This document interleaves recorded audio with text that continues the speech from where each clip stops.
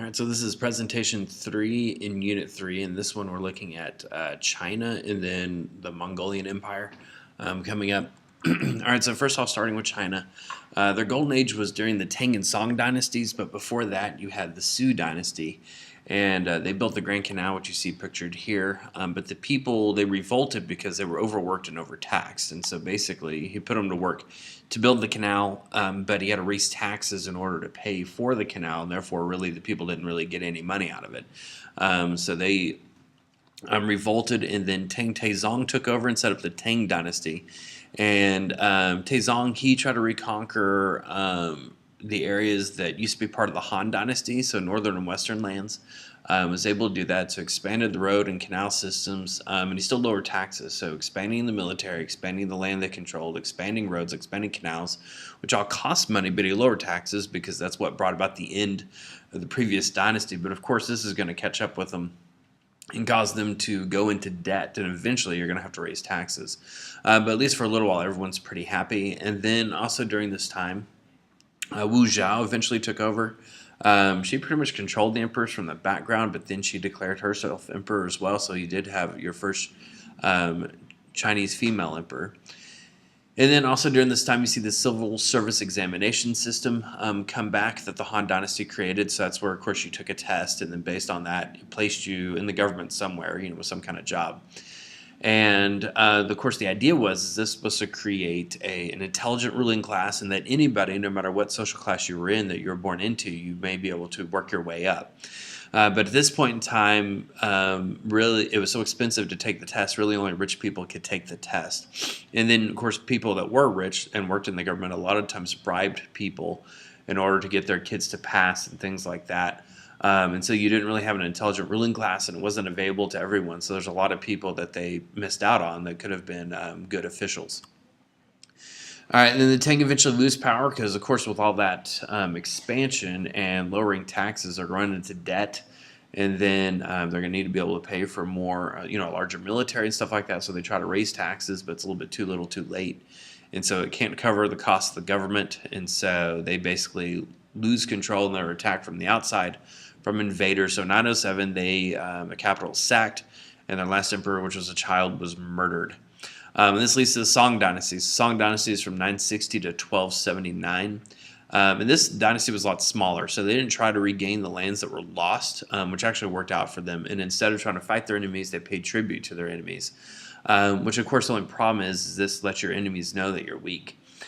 So eventually, they were attacked by the Jurchen, which forced them south of the Huanghe, which again was actually good for the Song dynasty because that land is more fertile.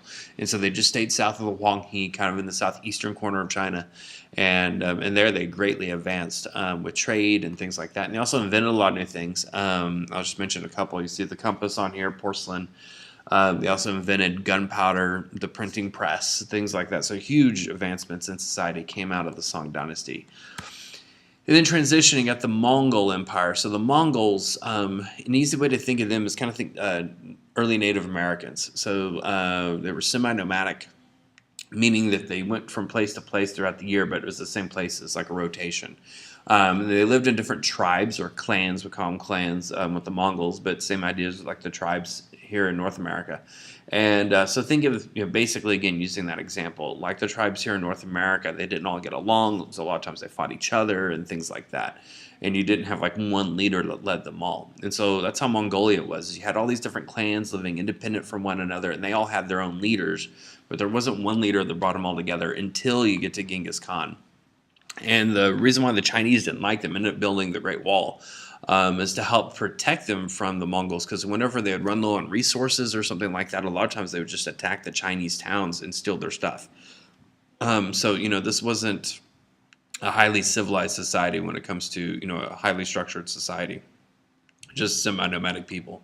And so now you get to Genghis Khan, and one thing that makes him amazing, there's several attributes about him that make him an incredible leader as far as being able to get people together. But the first one is just be able to unite all those clans together. Imagine someone in North America, back in the day, uniting all the Native American tribes together as one leader. And so that's what he did. All these clans that don't necessarily get along, he unites them together, and then he has two big goals.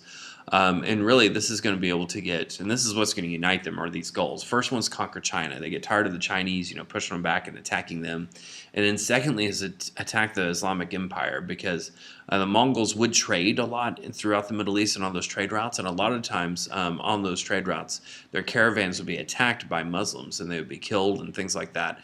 And so he wanted revenge on the Muslims for all the deaths of all the Mongols that they killed while on the trade routes. And so you get that quote there: in retribution for every hair on their heads, it seemed that 100,000 heads rolled in the dust. I mean, this was an angry guy, and he was very incredibly wrathful. So by 1221, he's pretty much controls Central Asia at that point. So the reason why he was successful, because you have to think about it, like, why was someone that just had this army that was on riding horses bareback, who don't even have saddles, with bows and arrows, how are they able to confront these large empires that were highly advanced and defeat them? So first is the organization of his military. It's a lot like the Roman military back in the day. And so just highly organized there. And then gifted strategist. So he would trick, I talked about using scarecrows and stuff like that and dress them up as Mongols, things like that. So he used illusions and stuff to try to get people to think their army was bigger. And then he adopted new weapons and technologies used by his enemies. And this is probably his biggest asset, is that as he conquered more and more areas, he found new weapons to use, and he of course got new people to fight for him. And so his army was always evolving. It wasn't the same strategy going across. It wasn't the same setup.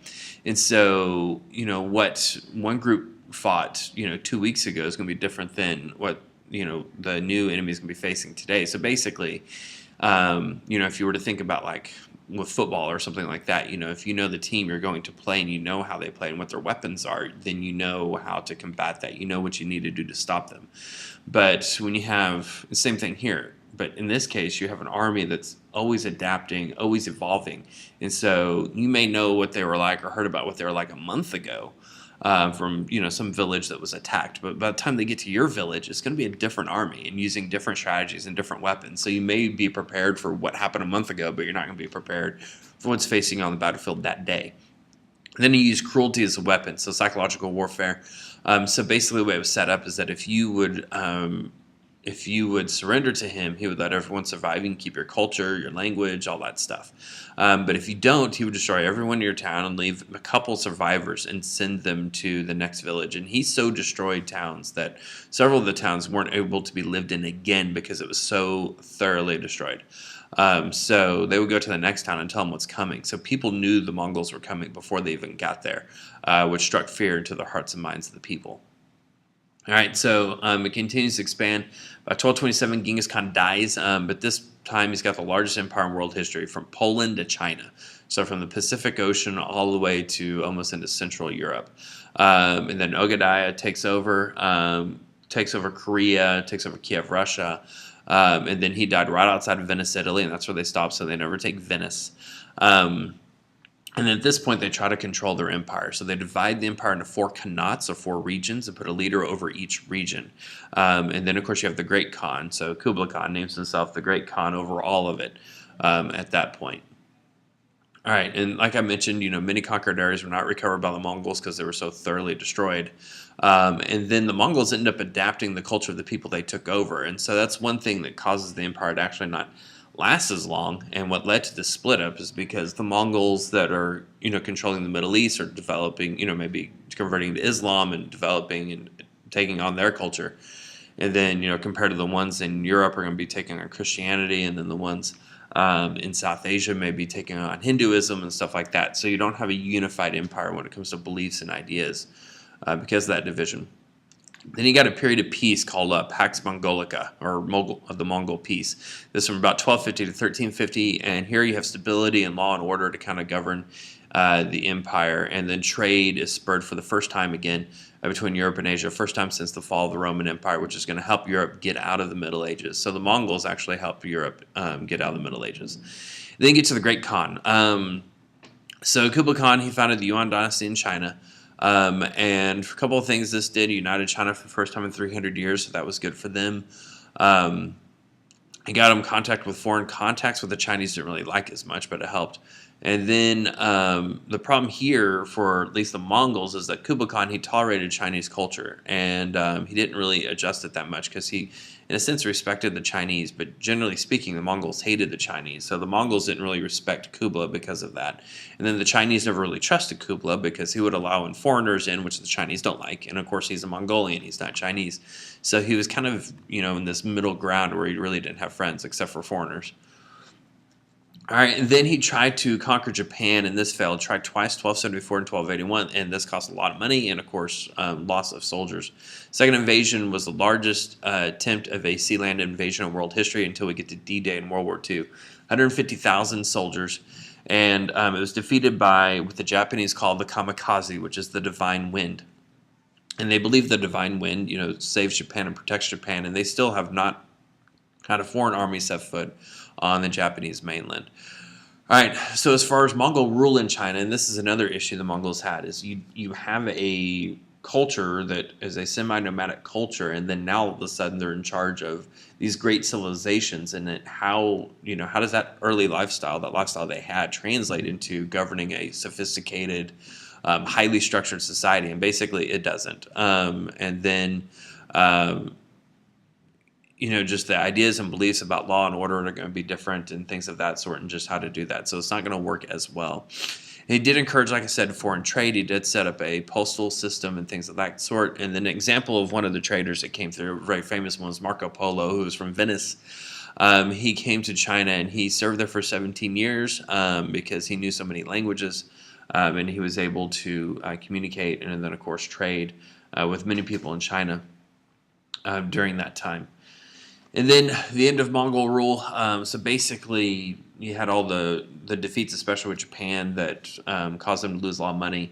And then Kublai Khan, he spent a lot of money on, of course, the wars that didn't work out, public works, and then luxuries of the Yuan court. And basically, you're taking somebody that lived a really basic lifestyle before, and now you got all this money. So spent a little too much on himself and all the luxuries. So he died, and then Yuan dynasty lasted another 74 years, and finally the Chinese rebel and kicked the Mongols out. And set up the Ming Dynasty for themselves.